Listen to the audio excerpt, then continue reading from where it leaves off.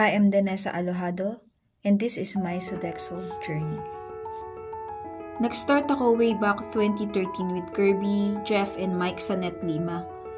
Naalala ko pa as a food attendant, yung pagsisimula naming 15 is hindi madali kasi nag-start kami talaga sa wala.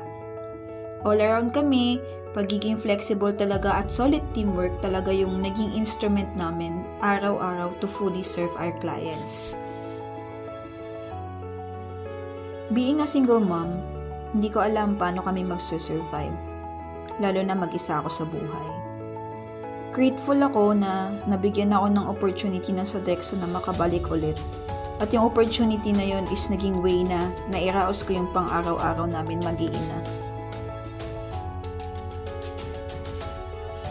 Pagbalik ko sa Sodexo, hindi ko naramdaman na bago akong empleyado.